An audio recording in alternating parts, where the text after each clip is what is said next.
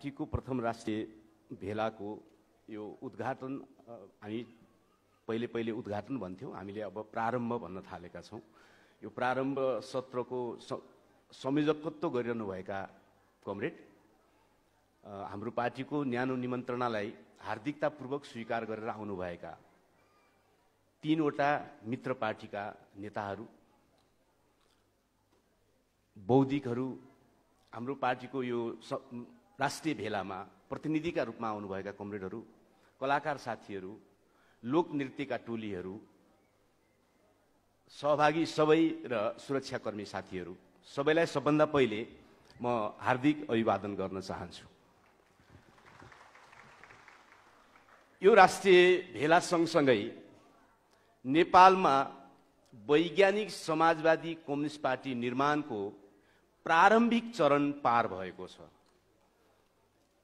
प्रारम्भिक चरण थियो यो, जुन बेलामा थुप्रै अविश्वासहरू, थुप्रै आरोपहरू पनि, थुप्रै चीजहरूको बीचबाट हामीले गुज्रनु नै पर्थ्यो।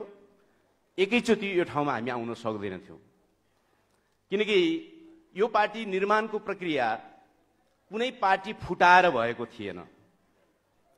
कुनै पार्टीमा फुट भएर एउटा लबीलाई लिएर आएर यो पार्टी निर्माणको प्रक्रिया सुरु भएको थिएन। बरु हामी जुन पार्टीमा थियौं, जुन आन्दोलनमा थियौं, त्यहाँबाट अब हुँदैन भन्ने ठानिसकेपछि हामी व्यक्तिगत रूपमा त्यहाँबाट हामी निस्किएका थियौं र यो कुनै निश्चित धारालाई विकसित गर्न हामी अगाडि बढेका थिएनौं। बरु विभिन्न धारामा 20औं-25औं वर्ष काम गरेका र विभिन्न धारामा कार्यकर्ता समर्थकको रूपमा बसिरहेका, तर अब क्रान्ति अगाडि जाँदैन यसरी भनेर सोचिरहेका मानिसहरू हामी जम्मा भएर एक प्रकारले भन्ने हो भने शून्यबाट हामी नयाँ यात्रामा निस्किएका थियौं। त्यसकारणले यो हाम्रो एउटा प्रारम्भिक चलन थियो। प्रारम्भिक चरण पार्टीको रूपमा उपस्थित गराउने चरण। खगेन्द्र संग्रोला दाइले एउटा कार्यक्रममा भन्नुभएको थियो, तपाईहरु पार्टी अगाडि त बढाउन खोजिराख्नु भएको छ, तर यसरी पार्टी बन्दैन। त्यो दिन उहाँ त धेरै विषयमा टिप्पणी गर्नुहुन्छ, त्यो विषयमा पनि उहाँले टिप्पणी गर्नुभयो। त्यो रात करिब निन्द्रा परेन। उहाँले किन भन्नुभयो पार्टी बन्दैन, र हामीले सोच्यौं कि पाको पुस्ताको मान्छेले भनेको कुरालाई हामीले गम्भीरतापूर्वक लिनु जरुरी छ र हामीले अनवरत यात्रालाई अगाडि बढायौं र प्रारम्भिक चरणको काम सकेर हामी एउटा राष्ट्रिय भेला सहित एउटा नयाँ स्वाद सहितको पार्टी अब देशमा उपस्थित भएको छ। त्यो बनाउनका निम्ति एउटा सबभन्दा अगाडि त के आइहाल्यो भने 30-35 वर्षसम्म कम्युनिस्ट आन्दोलनमा अरु कसैलाई टाउकोमा राखेर हिँड्दा म सरबारा वर्गको सच्चा प्रतिनिधि थिएँ। मेरो उदाहरण दिइन्थ्यो, यसरी खट्नुपर्छ, सरबारा वर्गको प्रतिनिधि यस्तो हुन्छ।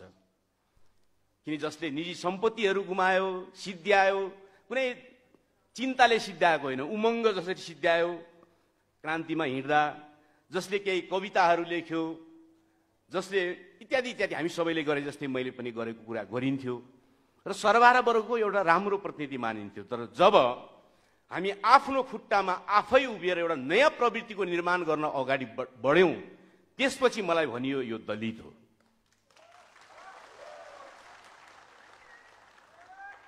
नेपाली कम्युनिस्ट आन्दोलनले के सिकाएछ भन्ने कुरामा केही दिन रन्थनियौं हामी। के सिकाएछ यो? के सिकाएछ हामीलाई? एउटा महिला पार्टीमा आउँछ उसलाई महिला भनिन्छ, एउटा पुरुष पार्टीमा आउँछ उसलाई सरबारा वर्गको प्रतिनिधि भनिन्छ, एउटा तामाङ पार्टीमा आउँछ ऊ जनजाति आयो भनिन्छ, एउटा ठकुरीबाट सरबारा वर्गको विकास हुन्छ त्यसलाई सरबारा वर्ग भनिन्छ। यो के सिकाएछ हाम्रो कम्युनिस्ट आन्दोलनले? यहाँबाट हामी यात्रा सुरु गर्यौं र हामीलाई थाहा थियो विचार बिना कम्युनिस्ट पार्टी बन्न सक्दैन। नयाँ विचार बिना बन्न सक्दैन। विचार भयो भने मात्रै बन्न सक्छ, आवेगले मात्रै बन्न सक्दैन। त्यसकारण हामी शान्त भयौँ, धैर्यतापूर्वक अगाडि बढ्यौँ र आज हामीले एउटा प्रारम्भिक चरण पुरा गरेका छौँ। त्यो निर्माण गर्न लागि पर्ने तपाईँ सबैलाई म सबभन्दा पहिले बधाई दिन चाहन्छु। अब यो हामीले सुरु गरेको यो प्रकरणमा अघि कमरेड विप्लवले भन्नुभयो हामीले केही सहयात्राहरू गऱ्यौँ। हो, हामी अप्ठ्यारोमा थियौँ, किन कम्युनिस्ट आन्दोलनका क्रान्तिकारी शक्तिहरू जो अप्ठ्यारोमा भए पनि त्यो हामी सबै अप्ठ्यारोमा भएको, हामी सबै नै अप्ठ्यारोमा भएका थियौँ। जब नेकपा माथि प्रतिबन्ध लागेको थियो, लाग्ने बित्तिकै पहिलो हप्ता म टेलिभिजनमा गएको थिएँ र मैले भनेको थिएँ, हामीले पार्टीमा निर्णय गरेर सल्लाह गरेर म मार्फत त्यो भनिएको थियो कि हामी यो प्रतिबन्ध मान्दैनौँ, सरकारले गरेको प्रतिबन्ध गलत छ। किन हामी सहयात्रा गर्ने भनेको आफूलाई मनपर्ने विषयमा आफूलाई सुरक्षित गरेर मात्रै गर्ने कुरा होइन। क्रान्तिका निम्ति, जनताको निम्ति रिस्क मोलेर पनि सहकार्य हुनुपर्छ। मलाई याद छ अहिले विप्लवजीसँग, कमरेड विप्लवसँग प्रतिबन्धपछि भेट हुँदाखेरि उहाँले भन्नुभएको थियो कि रणनीतिक संयुक्त मोर्चा बनाउने हो भने तपाईँहरू, हाम्रो पार्टी नै मोर्चामा आयो भने तपाईँहरू आउनुहुन्छ। मैले भनेको थिएँ त्यो त हाम्रो निम्ति खुसीको कुरा हुन्छ। तपाईँहरूसँग सहकार्य गर्दाखेरि हाम्रा केही साथीहरू गिरफ्तार भएछन्, यातना खाएछन् भने उनीहरूको नयाँ प्रशिक्षण हुन्छ, केही फरक पर्दैन। के फरक पर्छ? एउटा शक्ति अप्ठ्यारोमा परेको छ, संसदवादसँग सम्बन्ध विच्छेद गरेर मृत्युलाई चाहिँ काँधमा राखेर हिँडेको शक्ति अप्ठ्यारोमा परेको छ भने हामीले उसँग सहकार्य गर्नका निम्ति डराउनु पर्ने, उसलाई रक्षा गर्नका निम्ति हामीले पनि थोरै योगदान गर्न सक्छौँ भने गर्न नसक्ने हो भने क्रान्तिको प्रक्रियाको सहकार्यको विद्रुप चित्र बाहेक नेपालमा केही पनि हुने छैन। हामीले त्यहाँबाट सुरु गर्यौँ। हामी पार्टी पनि घोषणा गरिसकेका थिएनौँ उहाँहरूसँग संयुक्त मोर्चा बनाउँदाखेरि हामीले, तर सँगै जानुपर्छ भनेपछि रणनीतिक संयुक्त मोर्चा सँगसँगै हाम्रो पार्टी घोषणा हुनु पुग्यो। किन चलिरहेका पार्टीहरूसँगै सही गर्नु पर्यो, पार्टी घोषणा हुनु पुग्यो। हामीले त्यसलाई चुनौतीको रूपमा स्वीकार गऱ्यौँ र हामी आयौँ र हामीसँग बग्रेलती प्रश्नहरू लिएर आएका हौँ हामीले। पहिलो कुरा त हामीलाई के लाग्यो भने 1959 पछि क्युबाको क्रान्तिपछि संसारभर यो 60 वर्ष क्रान्तिको हार मात्रै किन छ? हामीलाई पुरानो कम्युनिस्ट आन्दोलनले भन्यो कि पार्टीभित्र संशोधनवाद पस्यो, त्यसले पुँजीपति वर्गले पार्टी सिद्धाइदियो, क्रान्ति उल्ट्यो। हामीलाई लाग्यो त्यसो भने के क्रान्ति पुँजीपतिहरूले अनुमति दिएपछि हुनेवाला छ? लेनिनलाई अनुमति दिएपछि क्रान्ति भएको थियो? पुँजीपति वर्गले त सधैँ भत्काउन चाहन्छ हामीलाई, भत्काउन नसक्ने गरी हामीले किन बनाउन सकेनौँ? हामीलाई यो प्रश्न उठ्यो। यहाँबाट यो पार्टी बनाउनु पर्ने यात्रा सुरु गर्यौँ हामीले र हामीले भन्यौँ मार्क्सवादले जो भन्दछ भित्री कारण प्रधान हुन्छ आम रूपमा, कहिलेकाहीँ बाहिरी कारण पनि हुन्छ र कहिलेकाहीँ भित्री र बाहिरको संयोजनको कारण पनि हुन्छ। तर हामीले भन्यौँ भित्री कारण प्रधान हो भने कम्युनिस्ट आन्दोलनभित्र नै त्यो के समस्या छ जसले हामी 60 वर्षसम्म क्रान्तितिर अगाडि बढ्न सकेनौँ? त्यहाँबाट हाम्रो यात्रा सुरु भयो र हामीले त्यो खोज गर्ने हामी प्रयत्न गऱ्यौँ र हामी कहाँ पुग्यौँ भने लेनिनले व्याख्या गरेको युग अब संसारमा रहेनछ भन्ने निष्कर्षमा हामी पुग्यौँ। हामीलाई केही साथीहरूले भन्नुभयो लेनिनवादको विरोध गर्यो, कुरा त्यसो थिएन। मार्क्स बाँचेको प्रतिस्पर्धात्मक पुँजीवादको युग सकियो भनेर लेनिनले भनेको कुरा मार्क्सवादको विरोध थिएन, मार्क्सवादको विकासको निम्ति प्रयत्न थियो। तब नै 1917 देखि क्रान्ति आएको थियो। हामीले भन्यौँ लेनिनको युग थियो, मजदुरहरू लाखौं औद्योगिक केन्द्रमा केन्द्रित हुन्थे। लेनिनको युग थियो, पुँजीवादीहरू विश्वमा 2 गुट बनाएर विश्व युद्धसम्म जान्थे। तर आजको युग यस्तो आयो कि संसारभरिका पुँजीपतिहरू बहुराष्ट्रिय कम्पनी, IMF, विश्व बैंक, एसियाली विकास बैंक निगमहरू मार्फत एकीकृत भए।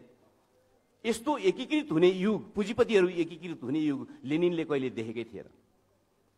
मजदुरहरूलाई सबैलाई सेवा क्षेत्रमा फालिदिने र अधिकतम काम, मुख्य उत्पादनको काममा टेक्नोलोजी प्रयोग हुने युग लेनिनले देख्नु भएकै थिएन। त्यसकारणले हामीले भन्यौँ लेनिनले बाँचेको र व्याख्या गरेको एकाधिकार पुँजीवादको युग अन्त्य भएर भूमण्डलीकृत र एकीकृत पुँजीवादको युग सुरु भयो।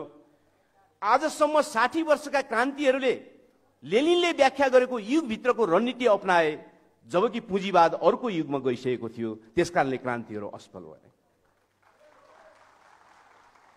हामीले बुन्न खोज्यौं एउटा सिद्धान्त, एउटा विश्लेषण कि पुँजीवाद चौथो चरणमा पुगेको हो भने क्रान्तिको रणनीति पनि हामीले चौथो चरणमा विकसित गर्नुपर्छ।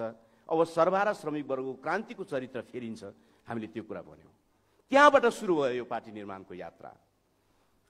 दोस्रो, विज्ञान प्रविधिमा आएको जो परिवर्तन छ, हामी सबै मुखमुखले भन्छौँ आजको युग विज्ञानको युग हो। आजको युग विज्ञानको युग भनेको चाहिँ के हो? यो भनेको? यो भनेको के हो भने मानिसको निम्ति आवश्यक सम्पूर्ण चीजहरूको उत्पादन गर्न मुख्य भूमिका अब विज्ञान प्रविधिले खेल्न थाल्यो भनेको। मुख्य भूमिका त्यहाँ मानिस पनि छ, त्यहाँ सामूहिक श्रम पनि छ, तर मुख्य भूमिका हिजो जसरी पुँजीले खेलिरहेको थियो, आज विज्ञान प्रविधिले खेल्न थाल्यो। 20 करोड जनसङ्ख्या भएको ब्राजिल पीडित छ अमेरिकाबाट, तर थोरै जनसङ्ख्या भएको उत्तर कोरिया ठाँटले उभिएको छ। किन उभिएको छ? किनकि विज्ञान प्रविधि उसले सैनिक क्षेत्रमा अमेरिकाले जस्तै प्रयोग गर्यो, उसलाई जनसङ्ख्याले रोकेन, उसलाई पैसाले रोकेन, ऊ बराबरीको शक्ति बन्न पुग्यो। यसको अर्थ हो विज्ञान प्रविधि आजको युगको मुख्य उत्पादक शक्ति भयो। नेपाली कम्युनिस्ट आन्दोलनमा लामो समयदेखि एउटा के घर गरेको रहेछ भने मुख्य उत्पादक शक्ति जहिले पनि मानिस हुन्छ भनेर पढाइएको रहेछ। मुख्य उत्पादक शक्ति मानिस सधैँ हुन्छ भने उत्पादक शक्तिको सिद्धान्त किन चाहिन्छ ऐतिहासिक भौतिकवादमा? त्यो सिद्धान्तै चाहिँदैन।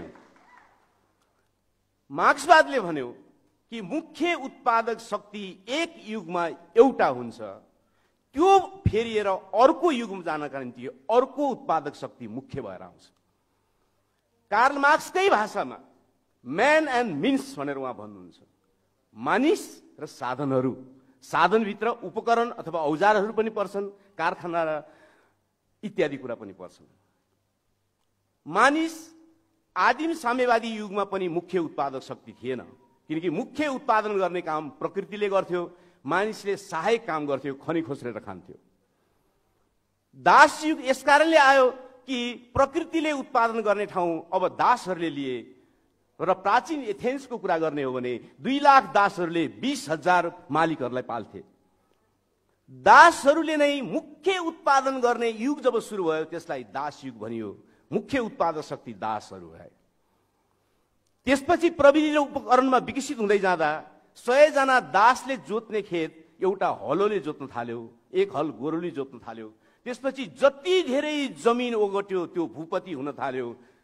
दासहरू उत्पादक शक्ति, मुख्य उत्पादक शक्ति हुने युग फेरिएर अब जमिन मुख्य उत्पादक शक्ति भएर आयो कि जमिन जसले जति कब्जा गर्यो त्यति नै ठुलो मालिक भयो। भूपतिको युग सुरु भयो। राजा महाराजाहरूसँग जमिन थियो, तर त्यो जमिन भएको मान्छेलाई कपडा साट्नु पर्यो भने अन्न लिएर कपडा भएको मान्छे कहाँ जानु पर्थ्यो? मुद्रा थिएन। त्यही बीचमा जन्मायो व्यापारीले सार्विक अर्थको मुद्रा, अर्थात् सबैसँग साट्न मिल्ने मुद्रा। त्योभन्दा अगाडि सबैसँग साट्न मिल्ने प्रतिनिधि वस्तु नै थिएन। जब मुद्रा जन्मियो 10 बिघा जमिन भएको सामन्तभन्दा 1 लाख मुद्रा भएको मानिस शक्तिशाली भयो। किनकि 10 बिघा जमिन साट्नका निम्ति उसले जमिन चाहिने नै मान्छे खोज्नु पर्थ्यो। 1 लाख रुपियाँ भएको मान्छेले कुनै पनि चिज किन्न सक्थ्यो, ऊ शक्तिशाली भयो। यहाँबाट जमिनको ठाउँमा पुँजीले मुख्य भूमिका खेल्न थाल्यो र पुँजीवादमा आयो। राजा महाराजाहरू किन हारे? यस कारणले हारे कि उनीहरूसँग सार्विक महत्त्वको अथवा सबैसँग साट्न मिल्ने त्यस्तो चिज थिएन। जमिन सबैसँग साट्न मिल्दैन थियो, अन्न सबैसँग साट्न मिल्दैन थियो। अन्न चाहिने मान्छेसँग मात्रै साट्न मिल्थ्यो। तर पुँजीवादले निर्माण गरेको पुँजी वा नगद अथवा जो मुद्रा छ त्यो सबैसँग साट्न मिल्ने भयो। त्यसकारणले सामन्तहरू भन्दा पुँजीपतिहरू शक्तिशाली भएर पुँजी मुख्य उत्पादक शक्तिको रूपमा भूमिका खेल्न आयो। आज 2 करोड मानिस, 2 करोड पैसा भएको पुँजीपति छ वा मानिस छ, तर त्योसँग टेक्नोलोजी छैन भने टेक्नोलोजी भएको मान्छेको पछि लाग्नु बाध्य हुनेवाला छ। 2 करोडले 4 करोड बनाउनका निम्ति टेक्नोलोजी चाहिनेवाला छ, पैसाले मात्रै बन्नेवाला छैन। त्यसकारण आज संसारको प्रत्येक चिजमा एउटा कुनै पार्टीको मैले महाधिवेशनको दस्तावेज पढेँ, त्यहाँ लेखिएको रहेछ आजको पुँजीपति उत्पादन गर्ने ठाउँमा लगानी नगरेर अनुत्पादक ठाउँमा लगानी गरिराखेको छ, यो विशेषता हो भनेर लेखाएर छ त्यहाँ। त्यसो हो भने आजको पुँजीवादमा के हिजोको भन्दा कम उत्पादन भएको छ त? होइन। इतिहास, मानव इतिहासमा सबभन्दा बढी उत्पादन भइरहेको छ आज।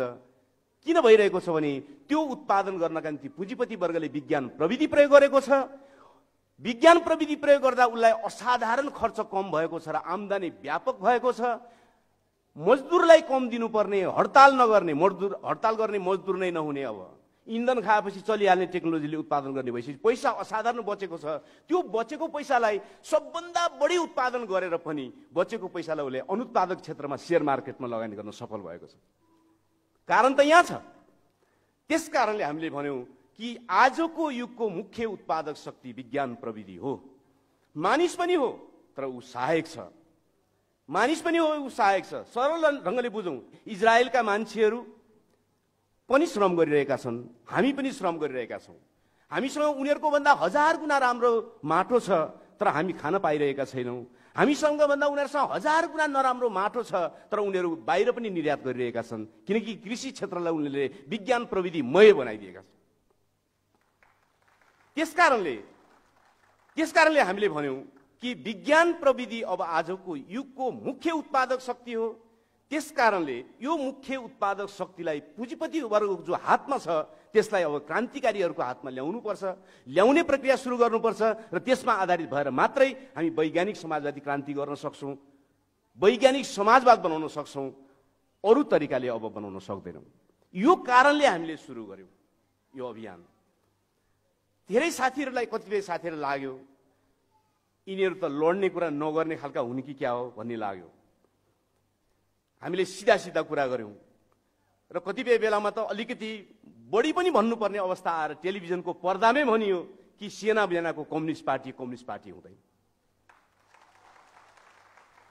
यो पनि भन्नु पर्यो मानिसहरूलाई, किनकि यो भन्नुपर्ने कुरा नै थिएन, किनकि मार्क्सवाद लेनिनवाद माओवादले सिकाएको त्यो अत्याधिक महत्त्वको प्रश्न थियो। त्यो पनि भन्नु पर्यो कि हामीले भन्यौं कि आजको विज्ञान प्रविधिको युगले के गरिदियो त भने उत्पादकहरू र उपभोक्ताहरूको बीचमा अविच्छिन्न रूपमा सीधा निरन्तर सम्पर्क हुन सक्ने युग ल्याइदियो।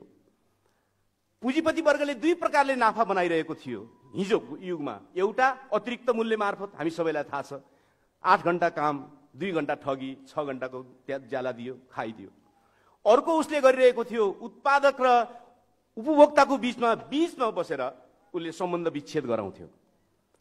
तर आजको युग यस्तो आयो विज्ञान प्रविधिको विकासले कि उत्पादकहरू र उत्पादनकर्ताहरू एउटै लयमा बाँच्न सक्ने युग आयो। उत्पादन प्रणालीको 4 चक्रमा आफै बस्न सक्ने युग आयो। उत्पादन गर्न सकिन्छ, विनिमय गर्न सकिन्छ, वितरण गर्न सकिन्छ र उपभोग गर्न सकिन्छ। एउटै चक्रमा पूरा गर्न सक्ने युग आयो। एउटै पार्टीको मान्छे आज यस्तो भइराखेको छ कि एउटै पार्टीको मान्छे चितौनमा 1 किलो ब्रोइलर कुखुरा उत्पादन गर्छ र 130 रुपैयाँमा बेच्छ। त्यही पार्टीको मान्छे काठमाडौँमा किनेर खान्छ र 400 रुपैयाँ तिर्छ। बीचको 250 कहाँ जान्छ? बीचको 250 पुँजीवादले खान्छ। एउटै पार्टीको मान्छे छ, महाधिवेशनमा यही हलमा जम्मा हुन्छन् दुईटै पार्टीको मान्छे, एउटै पार्टीको मान्छे। फेसबुकबाट अलिअलि पानबुट्टा पनि पठाउँछन् मन लागेको बेलामा, तर उनीहरू उत्पादनको प्रक्रियामा एकै ठाउँमा जोडिँदैनन्। कसले रोकेको छ? रोकेको छैन। त्यसैले आजको विज्ञान प्रविधिले के भन्यो त भने हामीलाई अहिलेदेखि समाजवादी अर्थतन्त्र पनि बनाउँदै जान सक्ने बाटो खोलिदियो। अहिलेदेखि खोलिदियो। हिजोको युगमा सम्भव थिएन। त्यसकारणले हामीले के भन्यौं भने केन्द्रीय सत्ता 10 वर्ष, 20 वर्ष, 30 वर्षपछि लाएर केन्द्रीय सत्ता कब्जा गरौँला र त्यो बेलामा मात्रै अनि देशैभरि समाजवाद बनाउला भन्ने युगको अन्त्य भयो है। अब हाम्रो विज्ञान प्रविधिको युगको कारणले अहिलेदेखि समाजवादी अर्थतन्त्र बनाउँदै अगाडि बढ्न सक्ने दिशा देखियो। तर यसको मतलब हामीले यसो भनेको थिएनौं कि त्यो समाजवादी अर्थतन्त्र शान्तिपूर्ण ढंगले बन्नेवाला छ र पुँजीपतिले हामीलाई नमस्कार गर्नेवाला छ, त्यो त छैन। अवश्य पनि हिजोको मुक्त क्षेत्र, आधार क्षेत्र, दीर्घकालीन जनयुद्धको नीति अन्तर्गत हिजोको मुक्त क्षेत्र र आधार क्षेत्रको निर्माण, रक्षा र विस्तारका निम्ति भयानक प्रतिरोध सङ्घर्ष हुनुपर्छ भने यो गरियो, विश्वव्यापी रूपमा त्यहाँ स्थापित भयो। आज हामीले निर्माण गर्ने आजैदेखिको वैज्ञानिक समाजवादी अर्थतन्त्र, वैज्ञानिक समाजवादी संस्कृति र वैज्ञानिक सत्ताको निरन्तरताको निम्ति, विस्तारका निम्ति, क्रान्ति पूरा गर्ने दिशामा अगाडि बढाउनको निम्ति अनिवार्य रूपमा प्रतिरोध सङ्घर्ष अनिवार्य रूपमा गर्नुपर्छ। सुरुदेखि तयारी गर्नुपर्छ र सुरुदेखि अगाडि बढाइनुपर्छ। हामीले भनेको कुरा यो हो। यो कुनै शान्तिपूर्ण सङ्क्रमणको त्यो खटिरा उम्रिएको बाटो होइन। यो बिल्कुल नयाँ ढङ्गले नयाँ युगको क्रान्तिको बाटोको हामीले कुरा गर्यौं। यो कुनै काल्पनिक समाजवादको कुरा होइन। कतिपय साथीहरूलाई लाग्यो कि यो काल्पनिक पो हो कि होइन। कुरा यो बिल्कुल विज्ञानमा आधारित कुरा हो, ऐतिहासिक भौतिकवादमा आधारित कुरा हो। यो मार्क्सवादलाई नयाँ ढङ्गले नयाँ युगमा लागू गर्ने कुरा हो। त्यो कारणले यो पार्टी जन्मिन बाध्य भयो। अहिलेदेखि समाजवाद, यसको मतलब यो होइन कि अहिले नै 100% हुन्छ। त्यसो हुँदैन। के केन्द्रीय सत्ता जित्यो भने पनि एकैचोटि 100% हुन्छ? हुँदैन। त्यो पनि क्रमशः बनाउँदै जाने कुरा हो। अहिलेदेखि बनाउन सम्भव छ। अहिलेदेखि बनाउन सम्भव हुँदा त्यसको रक्षाका निम्ति प्रतिरोध सङ्घर्ष पनि सँगसँगै जानु सम्भव छ। यसो हुने हो भने प्रत्येक कार्यकर्ता आत्मनिर्भर कार्यकर्ता, प्रत्येक समुदाय आत्मनिर्भर समुदाय, प्रत्येक समुदायले बनाउने आत्मनिर्भर अर्थतन्त्रको चक्र, त्यो माथि समाजवादको क्रान्तिको यात्रा। हिजो हामीसँग राजनैतिक सत्ता हामीले बनायौं, सेना हामीले बनायौं, पार्टी हामीले बनायौं, तर हामीसँग मौलिक अर्थतन्त्र थिएन, आत्मनिर्भर अर्थतन्त्र थिएन, जसको कारणले बडा बडा मान्छेहरू क्रान्तिको एउटा जटिल मोड आइसकेपछि पतनको दिशामा जान बाध्य भए। किन जान बाध्य भयो त भने उनीहरूसँग आफूलाई थेग्ने अर्थतन्त्र थिएन।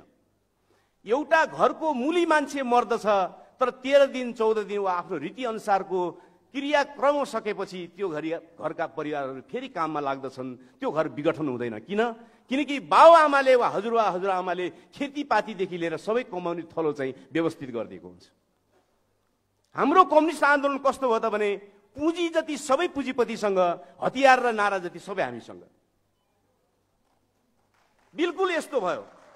अब आजको युगमा के सम्भव भयो त भने हाम्रो आफ्नो अर्थतन्त्रको प्रक्रिया हामी आफै निर्माण गर्दै अगाडि बढ्न सक्छौं। त्यसलाई रक्षा गर्दै हामी प्रतिरोध सङ्घर्षको विकास गर्न सक्छौं र सम्पूर्ण रूपमा एउटा निश्चित बिन्दुमा पुगिसकेपछि दलाल पुँजीवादलाई हामीले विद्रोहात्मक ढङ्गले, आम विद्रोहद्वारा, अझ कतिपय साथीलाई सशस्त्र शब्द पनि जोड्न मन लाग्छ भने सशस्त्र विद्रोहद्वारा हामी त्यसलाई कोल्याप्स गरिदिन्छौँ।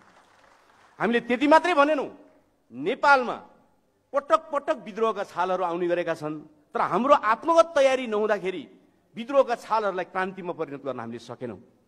त्यसकारणले हामीले सुरुदेखि के भन्यौँ भनेदेखि सुरुदेखि त्यस्ता विद्रोहका छालहरू जो नेपालमा आइरहनेछन् त्यसलाई पनि पक्रेर क्रान्तिमा छिटोभन्दा छिटो क्रान्ति पूरा गर्न पनि हामीले सहायक ढङ्गले सधैँभरि तयारी गरिराख्नु पर्दछ।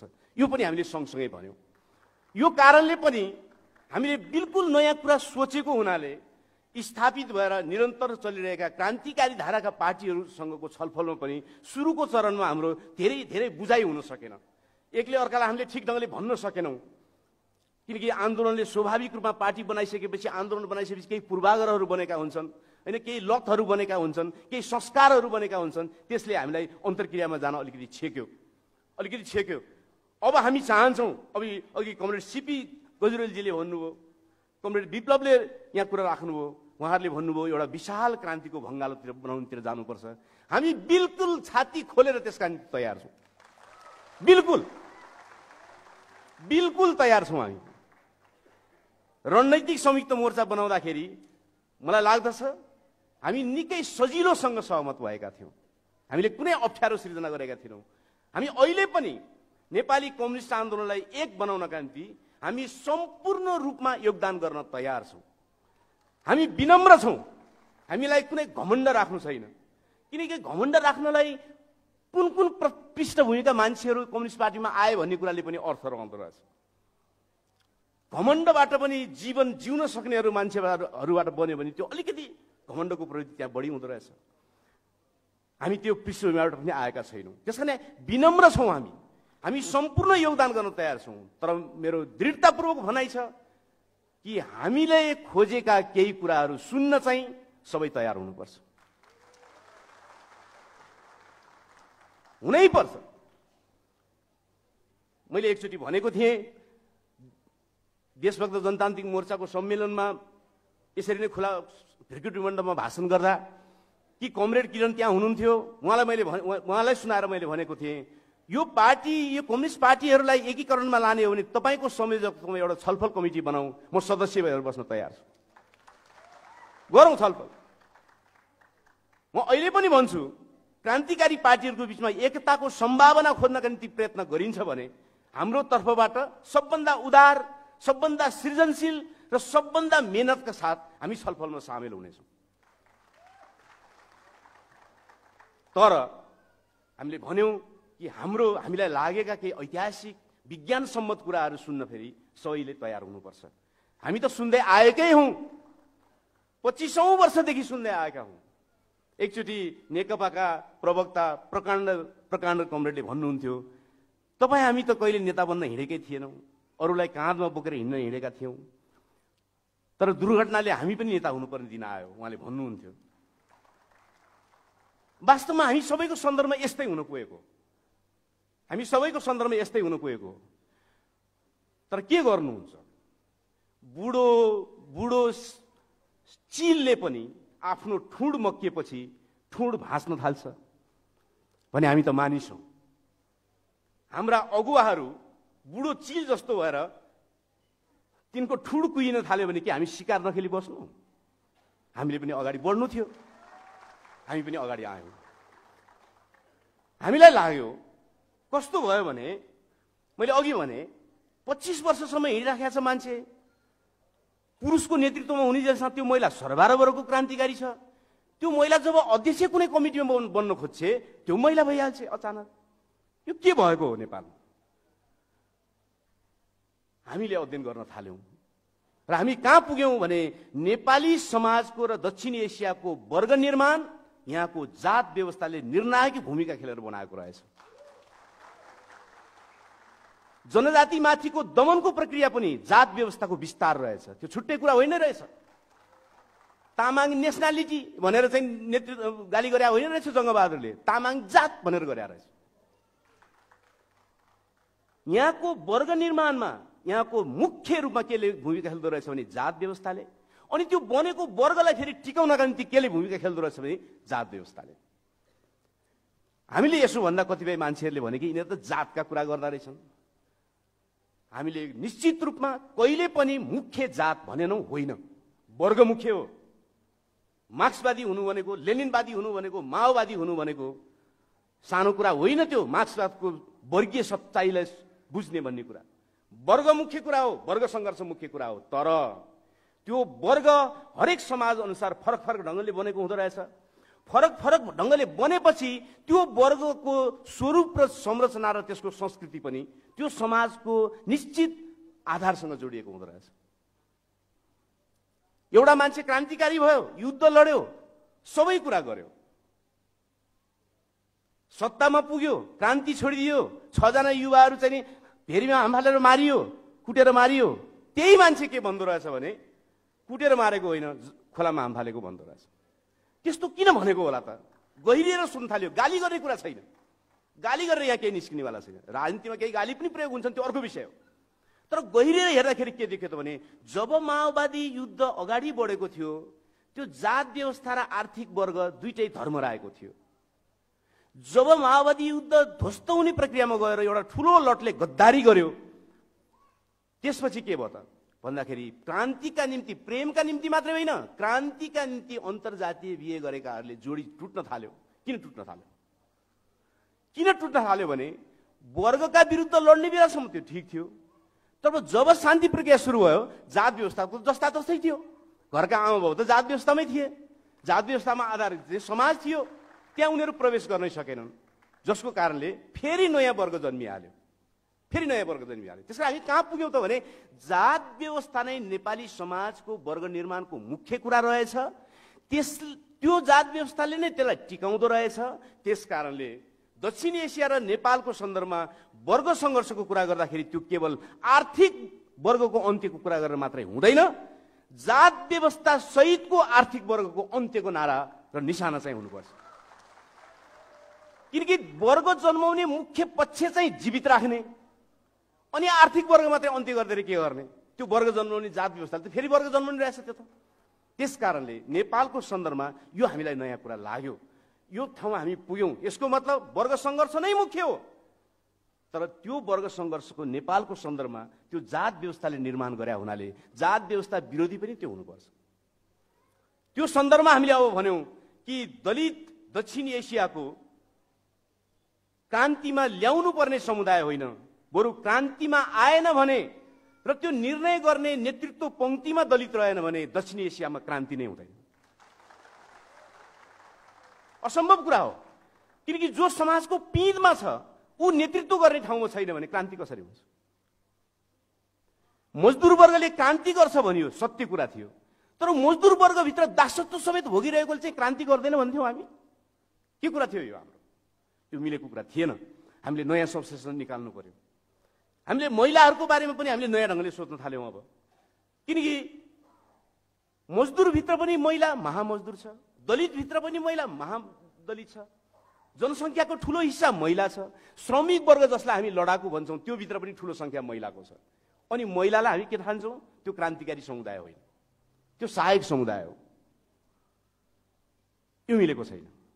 त्यसकारण हामीले के भन्यौँ त भने महिलालाई क्रान्तिमा ल्याउने होइन, उनीहरू आएनन् र उनीहरू पनि नेतृत्व टोलीमा बसेर नयाँ व्यवस्था बनाउनेतिर गएनन् भने संसारमा क्रान्ति नै हुँदैन। भए पनि पुरुषको निम्ति क्रान्ति हुन्छ। यस्ता थुप्रै निष्कर्षहरू पनि हामी बिचमा आयो। यो हाम्रो ऐतिहासिक भ्रम हुन सक्छ, ठिक छ, छलफल गरौँ। वा हामीले पनि यसमध्येबाट केही क्रान्तिलाई सहयोग गर्न सक्छौँ, त्यो पनि छलफल गरौँ। यस कारणले यो पार्टी जन्मियो। मैले लामो समय अतिथि कमरेडहरूसँग मैले भनेको छु कि हामी 20-25 मिनट मात्रै हामी सबैले बोलौँ, किन सबैलाई हतार छ, अर्को कार्यक्रमहरूमा जानु छ। त्यस कारणले म लामो कुरा राख्न चाहन्न। तर हामीले जे यात्रा सुरु गरेका छौँ त्यो यात्रा क्रान्तिको यात्रा नै हो, बलिदानको यात्रा नै हो। र अहिलेदेखि समाजवादी अर्थतन्त्र, अहिलेदेखि समाजवादी संस्कृति, अहिलेदेखि समाजवादी सत्ता र राजनीति सहित अगाडि बढ्ने हो। त्यसको रक्षा र विस्तारका निम्ति प्रतिरोध युद्धको विकास गर्ने हो र एउटा निश्चित बिन्दुमा पुग्दाखेरि विद्रोहात्मक ढङ्गले व्यवस्था बनाउने हो, वैज्ञानिक समाजवाद बनाउने हो। त्योभन्दा अगाडि नै विद्रोहका छालहरू आएछन् भने त्यसलाई पक्रिने गरी पनि हामी सबैले तयारी गर्ने हो। त्यसको निम्ति रणनीतिक मोर्चा बनाउन हामी तयार छौँ। त्यसको निम्ति रणनीतिक मोर्चामा जान नसक्ने साथीहरूसँग हामी राजनीतिक मोर्चा बनाउन तयार छौँ। कुनै पनि लड्ने मोर्चा हामी तयार छौँ। तर धेरै मेहनत गरेर नेपाली क्रान्तिले संसदवाद विरुद्धको जमात जन्माएको हो, रगत बगाएर जन्माएको हो संसदवाद विरोधी जमात। तर हामी संसदवाद विरोधी जमातलाई हामी कुनै पनि एक वा दुई नाममा फेरि संसदवादको नोकर बनाउनेतिर हामी लगाउन सक्दैनौँ। त्यो चाहिँ हामी गर्न सक्दैनौँ र त्यता नजाउँ भन्ने हामी सबैलाई अनुरोध पनि गर्न चाहन्छौँ। र नेतृत्वको सन्दर्भमा हामीले भन्यौँ, कम्युनिस्ट आन्दोलनले भन्यो कि सामूहिक नेतृत्व हुनुपर्छ। बिल्कुल सही थियो। सामूहिक नेतृत्व भनेको एउटा मान्छे नमरेसम्म 88 वर्षसम्म 90 वर्षसम्म महासचिव हुने भनेको हो। सामूहिक नेतृत्व भनेको विचारको केन्द्रीकरण भनेको त्यो सर्वहारा जनवादबाट पैदा हुन्छ। अझ हामीले अझ अगाडि बढेर त डाइरेक्ट जनवादको पनि अभ्यास गर्नुपर्ने हुन्छ। अब प्रत्यक्ष जनवाद र सर्वहारा जनवादको अभ्यासद्वारा हामीले सामूहिक केन्द्रीकरण विचारको गर्नुपर्ने हुन्छ। विचारको केन्द्रीकरण गरिसकेपछि त्यसलाई लागू गर्ने सामूहिक नेतृत्व टिम हुन्छ। यहाँ त कस्तो भयो त भने सामूहिक नेतृत्वको नाममा नमरुन जेलसम्म 88 वर्षको भइसक्यो, 90 वर्षको भइसक्यो मान्छे पार्टीको महासचिव छोड्दैन। परिवर्तन केही भएको छैन। भएको के छ त भने त्यो क्रान्तिको आकांक्षा लिएर आएको युवाको वंश मात्रै सिद्धिएको छ, अरू केही पनि भएको छैन। जो 88 वर्षमा पुगेको छ उसको वंश त धेरै पहिले सिद्धिएको थियो, उसलाई अरूको के मतलब छ? यो के तरिका हो? यो के तरिका हो? यो मिलेको छैन। हामीले नेतृत्व प्रणालीलाई हामीले बिल्कुल नयाँ प्रयोगमा हामी जानै पर्छ, साहस गर्नुपर्छ। किनकि विज्ञान भनेको प्रयोग गर्ने कुरा हो। विज्ञान भनेको जहिले पनि अपूर्ण हुने कुरा हो, धर्म मात्रै पुरा हुने कुरा हो। धर्म अवैज्ञानिक छ, त्यसकारण त्यो सम्पूर्ण पर्फेक्ट हुन्छ। त्यो कसरी पर्फेक्ट हुन्छ भन्यो भने विश्वास गर अनि भइहाल्यो भनिहाल्छ त्यसले। तर विज्ञानलाई विश्वास गरेर हुनेवाला छैन, विज्ञानलाई प्रयोगमा लानुपर्ने हुन्छ। त्यसकारण नयाँ पुस्ताका साथीहरूले मेरो अनुरोध के हुन्छ भने प्रशस्त प्रयोग गर्नका निम्ति साहस गरौँ, केही पनि बिग्रिँदैन। मार्क्सले पनि भने हो पेरिस कम्युनमा हुन सक्दैन विद्रोह भनेर। मार्क्सले भनेको, मार्क्स जति सृजनशील व्यक्ति त्यो युगमा को थियो उहाँले पनि भनेको, तर मजदुरले मानेन, प्रयोग गरिदियो, लडेर देखाइदियो र पेरिस कम्युन स्थापना गर्यो। मार्क्स जस्तो सृजनशील मानिसलाई समर्थन गर्न बाध्य पार्यो मजदुरहरूको सृजनशीलताले।